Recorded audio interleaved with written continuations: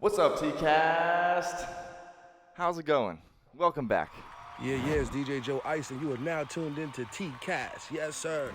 Today, I'm going to introduce you to my guest, NoyMeetsWorld. Hey, what's going on, y'all? What's up, man? How you feeling? Woo, I'm feeling good. We finally got this podcast up and running. Yeah. It has been a wild morning.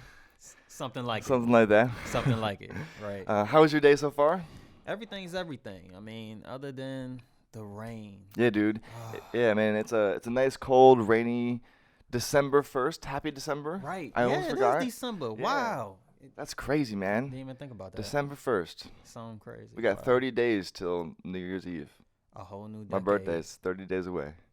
30 days. Yeah, my birthday's New Year's Eve, so I'm not looking forward to being 28. That's a new decade, man. Yeah. Mm-hmm. That's a lot to Yeah, look I mean, forward to, right? one of the cool things about New Year's Eve is like not only is it the last day of the year, but it's also my birthday. So I wait, I wait for everyone's birthday to finish, Right. and then I finally get mine.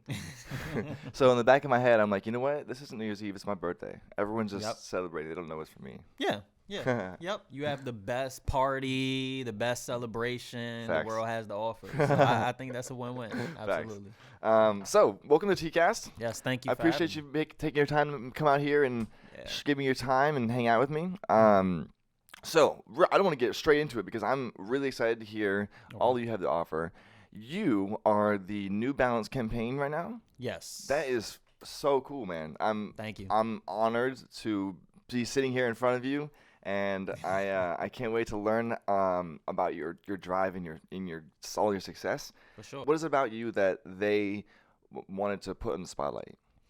I believe it is the overall package of the 3Ms is what's something I always talk about. Media, marketing, and modeling. So when it comes to the sneaker culture, I've always created content within that industry. And I also tapped into the aesthetic of producing, directing various photo shoots. So that plus me being a slim guy, I think it all just came about and it worked itself out. True. Hell yeah. Have you been a model for a long time? Actually, no. I've been doing stuff in terms of branding and SMU activations. So by me promoting sneakers, I ended up coming up with outfits. So I ended up indirectly modeling. The next thing you know, I start building outfits and I start building different styles and different ways that people can put the shoes and the sneakers together. So it kind of came about in about, I say, in past year or two. Wow. Seriously. Congratulations, man. Yeah. That's amazing. I've seen one important thing about models is that they usually have something else that they're like driven by. Right. And I think that for you would be like philanthropy or like social experiments, or not necessarily social experiments, but like bringing the community together and like is being social and giving back for sure. All day. Definitely. Because I've seen a lot from your public persona, for whether it be Instagram or whatever other types of social media platforms that you share content on, but you've been very in depth with the community, or what's the right word it was, but you've done a lot for the community. Yes. From what I I've try seen. to. Yeah, absolutely. I mean, it just comes with that sense of ownership, knowing where you come from and understanding that you don't have to be wealthy in order to make an impact on your community. You can do dope things and come up with creative initiatives that people want to be a part of, but they simply don't have the platform in order to do so or the ingenuity to really push through and make it happen. So tell me a little bit more about the New Balance campaign. How did you come about? So a lot of campaigns and things I've been doing on my own has been from partnerships with like Puma and New Balance with my ties with DTLR, because I also do like content. I do sneaker blogging, article writer as well for DTLR. So by me having that experience, and I would say that that niche in order to really tap into the market in the DMV, I feel like I was a good selection for that fit, and they knew that once I get the content, I'm gonna run with it. So not only I posted, but I make different polls. I may come up with different visuals, videos. I go to the different locations that they're placed and show people that it is out here and that there are the items I'm wearing is currently in stores so they can purchase it. Okay. So I'm big on making sure that I'm not just a model, but I am an entrepreneur in my own right, and anything that you give me, I'm gonna really work it and make the most out of the opportunity. There you go. Yeah. There you go. Yeah, not just taking it for what it is, but using it for more than what it is, and like putting it to work. Because I saw you were at the Nats Stadium. Yeah, man. That was so cool. It was a dream come true.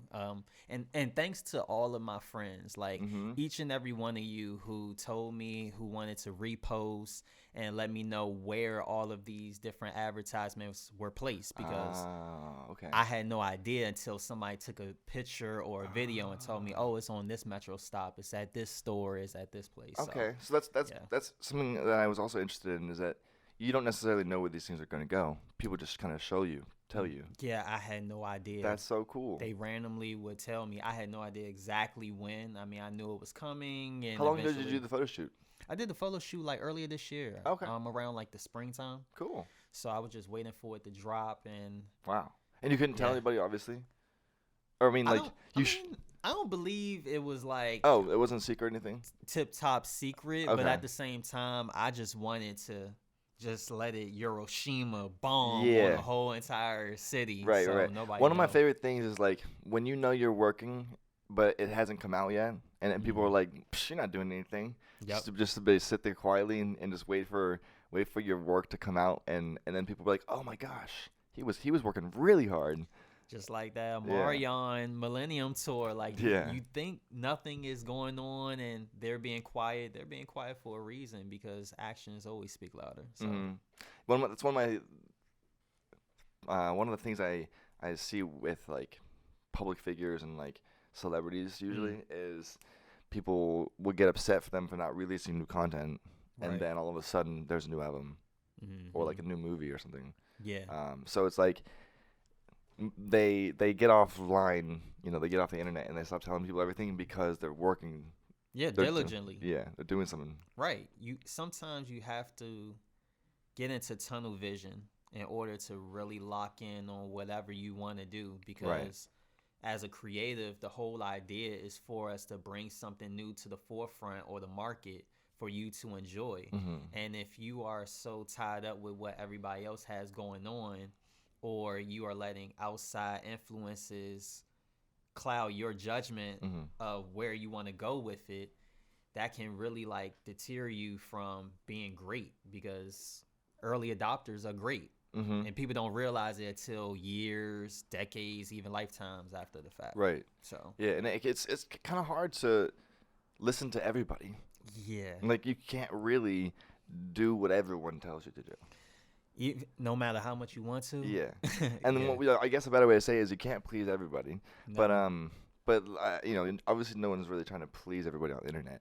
But one of the things I mean by that is that like if you put out content online and then you take everybody's advice, your next piece of content's not going to be your piece. Like they're not going to like it because it's not from you. Right. It's something that you're trying to like do for others. Exactly. Which has a place on the internet. Like a lot of people do that. And there's a whole series for like videos that my subscribers ask for. Exactly. But like the content that you make for yourself that you think is gonna be like good or it might not work, that's the stuff that your followers are gonna want to see. The stuff that you're kind of like a little bit like most of my podcasts, I'm a little bit nervous each time because I'm first off not sure if anyone's gonna want to watch it, and then the other side it is, what if I said something that I don't want people to want to see or something like the point about podcasts is that like the only reason I think that way is because I'm not used to having all my thoughts and feelings out there in a professional manner, like with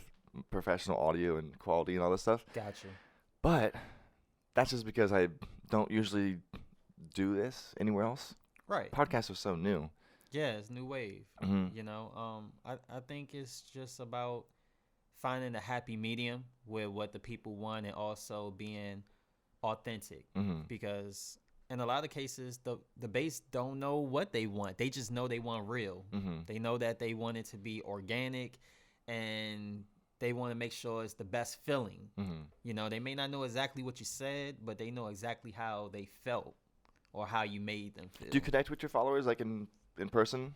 Yeah, all the time. Yeah. I try to show them love. I do video chats. I do voice memos just to say thank you for the IG love. Cool. A lot of people don't even know that's a function, but yeah, I'll be throwing them off. I'm like, hey, it's no catfish here. Like, show love when you see me. I'm out and about. That's cool. I'm not one of those people that. That's cool. And shout out to Smoozes for the previous my guy video. It was a sit down interview type thing. Yes, it was a one-on-one. We decided to visit the DTLR headquarters to talk about my upbringing, like how I was interning. Is that what you were an intern there? Yes, I interned. Because I heard from that you were an intern at Fox 5. Yes, Fox 5 News. And you just DC. do you really think that they were using you to their best advantage, your best advantage? Oh no, I thought the opportunity was great. Yeah. It was just more so what I wanted to do, and I wanted to tap into sneakers more. Got it. Yeah. And the media side more. So less like newsy. Right. It and was more like on the, fashion. On the report side. Now, say for instance, it's like a digital side and they had more stuff on the entertainment or what's going on in the city. Okay. I would love an opportunity with Fox. But if it's... Yeah, I mean, I was at Fox News Channel, actually, for a while. Oh, wow. And I was at, I played Discovery, Nat Geo, and PBS. But the reason I bring up Fox News Channel is because I went there as an editor, a video editor. And I still get, to this day, I still get flack for it. Oh, but man. I mean, I really just... I put my application in like 6 different news places, and they were the one that responded. So I mean, had CBS, had CNN responded, went that route. I would, people would be giving me flack for the other side. So yeah, by saying that, I mean it's interesting that you have a corporate backside. Back I know brown or a corporate background. Right. Man, it's been a long day so far. You got a corporate background, and I got a corporate background, and we both kind of went that freelance style. Yeah. Are you freelance? Do you call yourself a freelancer? Yeah, I believe so. I like to say free agent. Oh, okay. You went from Fox to DTLR. Was there anything in between? No, it was just me in undergrad. I graduated from College Park, University of Maryland. So while being in school and then I was working full time, I was doing Fox 5 at night. I was working at night, coming up with different reports, looking up different ways to do research. I was working at the front desk, doing a lot of the stories that was coming in and all of that. Yep. And I was helping with the reporter side as well. Okay. So did you ever bump into Paul Wharton? Yeah, I bumped into them all. I mean, I went to the conferences, like the morning meetings. And like Sarah Fraser, you know Sarah Fraser? All of them. I've seen them all. They're pretty dope. So that's how I got in touch with Paul, because I worked for Sarah Fraser, and then she put me on an Instagram story. And then Paul saw me on her Instagram story, and he was like, hey, I like your cameraman. And she was like, he's not my cameraman. You can talk to him if you want to. And he literally messaged me on DM, and he was like, hey, we should work together. I was like, okay. Yeah.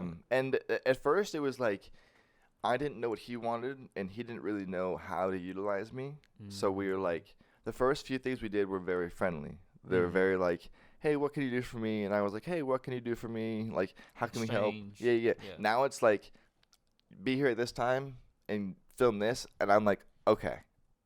Simple and plain. Yeah, that's the way I like it, because he knows like what I can't do. So I can't, like when I'm filming him, I can't necessarily take a picture. Right. But if I'm taking pictures, I can't necessarily film. So he knows, like, I like the fact that he knows how to use me, when to use me, and what, like how to direct me.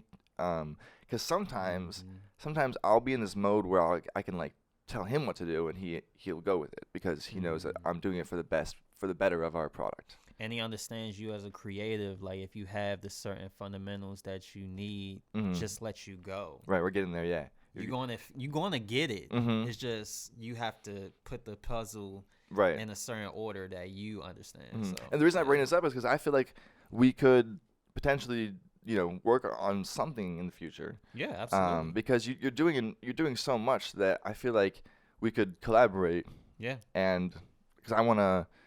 get more hands-on experience with the kind of stuff that you're doing. I don't get much experience with like community drive things. Because you recently did like a sneaker drive?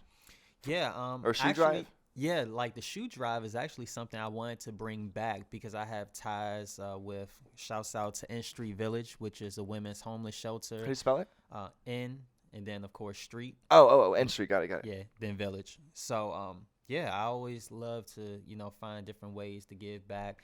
My folks, Sambas, shouts out to Sambas, shouts out to Deodora, and also Everybody Eats. If it wasn't for Everybody Eats, they always look out for me and make sure I have the merchandise in order to give back to the less fortunate and make sure that they're clothed and they stay warm during this winter. That's awesome. Yeah, more to come. So I would love for you to tag. And fantastic. We could find a way to make it happen. Totally. Yeah. Yeah, maybe I can get Paul involved. I would. Hey, yeah, that'd be cool. Yeah, yeah, because that'll he loves to connect with the community as much as I do, because it just makes you feel like warm inside. Right. Watching your story, I just like the fact that it doesn't seem like anyone's doing it for any other reason other than to just be there and like help out and be. Yeah, because people just don't take the initiative. So with exactly my initiative, Lacing for Ladies, I simply made it simple for folks. If you want to donate some shoes that are lightly worn or new, meet me somewhere. I'm going to take a picture. Thank you. I'm going to upload it and repost. And it was a snowball effect. People started to see, oh, he is meeting at the Boulevard in Largo, or he would meet in Chinatown in DC. I would meet at mutual spots and just show people my appreciation, and it just grew. And that's why I had hundreds of shoes in the basement that I had to donate, and I had more shoes than I actually had car space. So what do you bring them on? Do you donate to one place, or do you donate all over? I usually do N Street Village. Sometimes I'll go to different ones like Purple Heart or wherever is needed. So you must be like royalty at N Street. I try my best to be, but it's a lot of people. I mean, they have so many donations, over $1 million fundraised at the gala. Wow. I mean, Oprah has spoken before at their galas. Yeah, I mean not to downsize your donation, but still, that's I'm in good company. Yeah, exactly. Yeah, and plus you're doing it in DC where you live, so it just I can only imagine how nice it must be to like be surrounded by the people that also want to see you succeed. Right, and then also being able to just help people when you can, like it's a intangible asset that people don't tap into, and it's just a sense of caring. Yeah, I saw something in your story. It was like reach out to me, like almost like bother me, because the attempts at reaching out will mean more to me than assuming that I'm not going to want to hear or something like that. It wasn't that many words. Yeah. It was much better put than that, but I forget exactly what it was, but I like that and that made me reminded me that it is important to like put some things aside and just like get just like work towards something and put forth effort. Like effort is something that you can never deny or not show. If you're not the best player on the team, it could be obvious, but if they know that you gave it your all, you can't fake that. Even sidebar for everybody that's on here, I was supposed to be doing an interview a long time ago, but I had things that was beyond my control with my personal issues. Effort. I called. I reached out multiple times. You reached out to me. We're hitting each other. I'm like, hey, it's going to be an hour late. Like, I'm letting you know so we could keep it. But it's the effort. So it's never questioned what my intentions are. Yeah. So if people start moving like that, they wouldn't have to question why people don't believe in them or don't think that they are what they believe in their mind. It's like you have to put forth that action behind it. Right. Yeah, and you just have this vibe about you that's kind of like, that it doesn't ever feel like, nothing feels like negative. It kind of just feels like, thanks, man. It kind of just feels like you're like about your career, and you're like goal driven. And when I saw that, I was kind of when I met you at Street Meet Silver Springs.